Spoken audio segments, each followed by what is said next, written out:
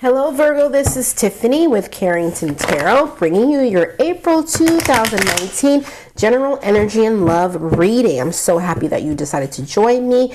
I'm so happy that we made it through Mercury retrograde. I don't know about for y'all, but for me, Mercury retrograde was a biatch, and I'm so glad it's over. We're going to go forward in this month of April with some clarity and some strength, okay? Before I get started, I would like to just say, please like, comment, subscribe, hit that notification bell, would you please, if you are liking what you see, or even if you don't like what you see, hit just subscribe. It don't cost you nothing. All right, I'm going to say a quick little prayer and get this reading started. Heavenly Father, we thank you in advance for providing clarity, inspiration, and protection from all things seen and unseen. Let's go. We're going to look right into this reading. What is going on for Virgo in the month of April 2019? General energy, and then we will look at love. General energy for Virgo for the month of April 2019. Okay. Let's go with the overall energy that you have, Virgo, for April 2019. You guys are having to prove yourself to somebody, something, or someone.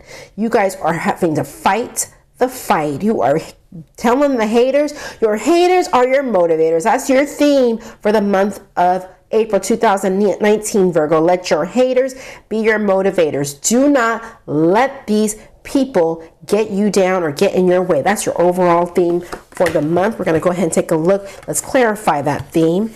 We have the Nine of Cups in upright. We have the Queen of Pentacles in reverse. Virgo, and the Queen of Pentacles, that's you, Virgo.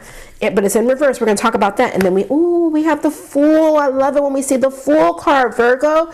So right off the bat, Virgo, these are some wonderful, wonderful cards for you for the month of April 2019. Now, you may say, well, why is my haters being my motivators a wonderful card for me? But it's a card that shows you're in an opportunity right now to get some growth. You're in an opportunity right now to do some evaluation of what is around you, the people that are around you, the ideals that are around you, okay? And then you have this Nine of Cups here upright. Now the Nine of Cups card, whenever I see it, it's a card of satisfaction. It's a card of like, yeah, it's also a little bit of smugness, which is very Virgo-like, right? Virgos don't really, y'all are pretty content with who you are, right? Or, or you kind of have this, some Virgos can be a little bit of an elitist, no judgment, but you kind of have that like, I'm a little better than y'all. And that might be why you have this Seven of Rods here, because Virgos tend to think a lot of people and ideals and situations are beneath them, and you can be a little smug about it, and you feel very satisfied with the way that you feel.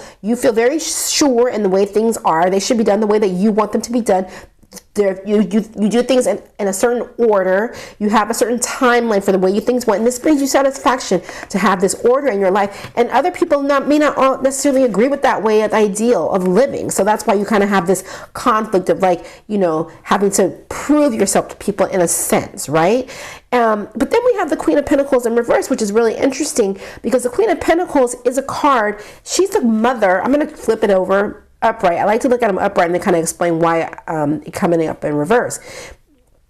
I'm sure if you're familiar with the Knowles family, the Queen of Pentacles in my mind is not Beyonce Knowles, it is Tina Knowles, because the Queen of Pentacles is a card of the ultimate mother, the ultimate femininity, the ultimate caregiver, almost somewhat of a martyr. She will cut her own neck to save her own family, right? She will do whatever it takes to make sure that her ducks are in order, that her household is taken care of, that her kids are well fed, that they are educated, they are groomed, even if it's at the cost is of her own sanity or peace of mind, because she's a imperfect perfectionist.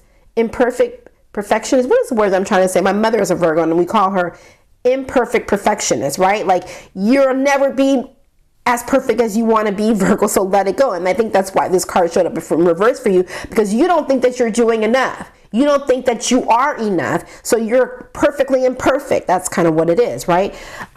You're satisfied with the way that you do things, but you always feel like you could be doing more. And people are a little bit like intimidated by that. That's what the Seven of Rods here is like. It's like, God, why she gotta keep up in the bar. Like your friends are like, damn it, I don't cut my kids' sandwiches in little hearts and triangles, and this biatch does all the time. That kind of energy, right? Like you always got to one up everybody, right? That brings you some sort of satisfaction to do that, but it's driving you crazy, okay? Because you can't keep up with your own demands of what you think perfection is, Virgo.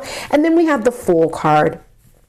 And I love the Fool card. It's in the upright. And the Fool card is all about taking a leap of faith, trusting your intuition, and being fresh. And that's a great message for you, Virgo, because if you're so caught up in the way you think things should be, in the order in which they should be, and it's not ultimately bringing you the satisfaction that you want, take a leap of faith and dial back a little bit.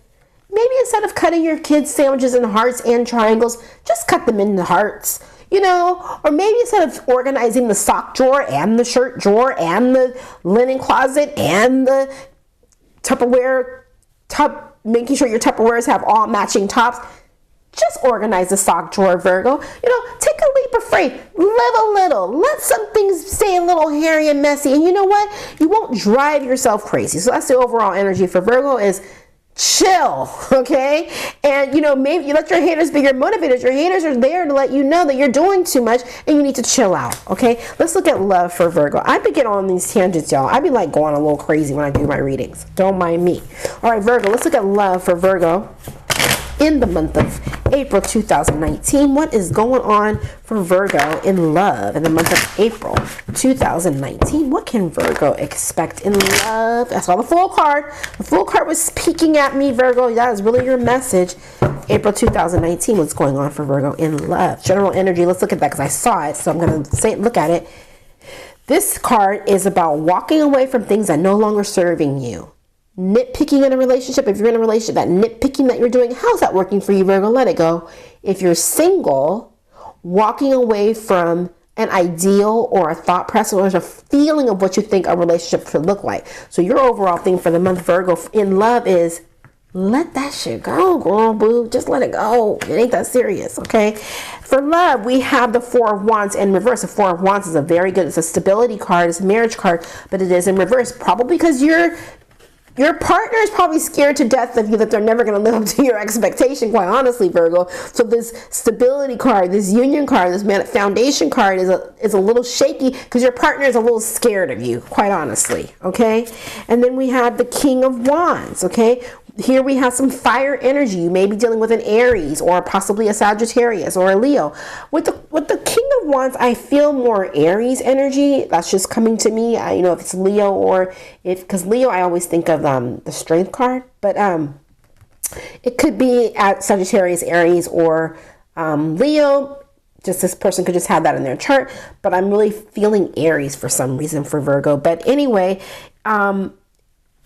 somebody wants to speak their mind about your relationship, but they're scared to do that. They're scared that it's going to rock the boat. They're scared of you, Virgo. So, you need to be in a place where you're going to be able to listen. Because how is that working for you by thinking that everything needs to go your way? Okay, stop it. Just stop it, okay? And then also, lastly, here we go. This is a Virgo energy card. You got the Seven of Pentacles in reverse. There you go. All you want to do is work, concentrating on work. How can I make things better? How can I make things, all my ducks are aligned in a row. Perfect, perfect, perfect, perfect, perfect. Stop it, Virgo.